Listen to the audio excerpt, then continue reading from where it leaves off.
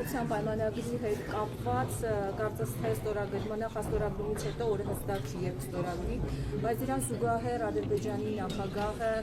Կոշթորետորաբանություն է գործադրում, Սևանն անվանում է Գյոչա, Վարդենիսը Բազարգեչար, խոսքով ո՞նց եք պատրաստվում խաղի հետ, որ դեռևս շարունակում է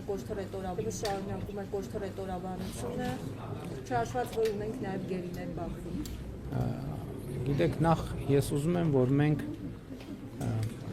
էլի ես կոնֆերանսի ժամանակ էլ ասացի, տեսեք, երբ որ դուք Ադրբեջանի նախագահի ասածը ինձ ուղղված հարցի մեջ դնելով սխալ եք ձևակերպում, արդեն իսկ իմ ցանկացած պատասխան սխալ է, քանի դեռ հարցի բազան չի ճշտվել։ Հիմա ես ճշտեմ հարցի բազան։ Ադրբեջանի նախագահը ասել է, որ ցարական ժամանակների քարտեզի մեջ Սևան չի եղել, ուրիշ անուն է եղել։ Հիմա ես էլ ասում եմ, այդ նույն քարտեզի մեջ Հայաստան կա, Ադրբեջան չկա, դա ինչ նշանակում։ Այսինքն խոսքը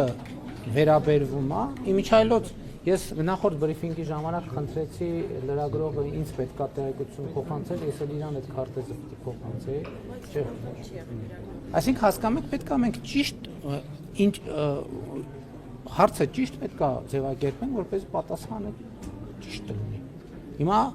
Ադրբեջանի նախագահն ասել է, չգիտեմ, որ թվի քարտեզում Սևան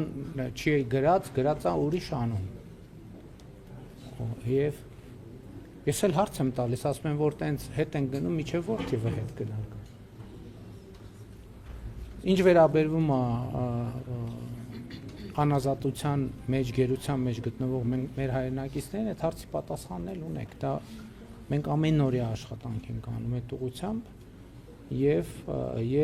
ես եթե կա տեսակետ, որ պետք է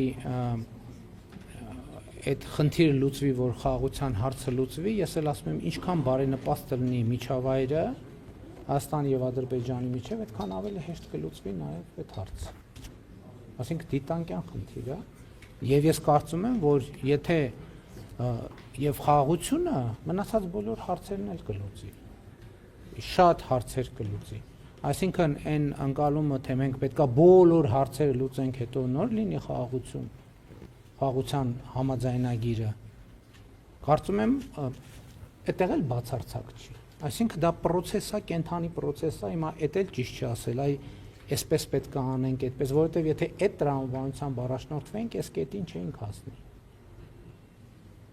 Այսինքն խաղաղության այս կետին չէինք հասնի։ Հենց դրա համար է, որ մենք փորձում ենք հնարավորինս ճկուն մոտեցումներ ցուցաբերենք, այնպիսի ճկուն մոտեցումներ, որ տվյալ պահին մաքսիմալ համապատասխանում են Հայաստանի պետական շահերին։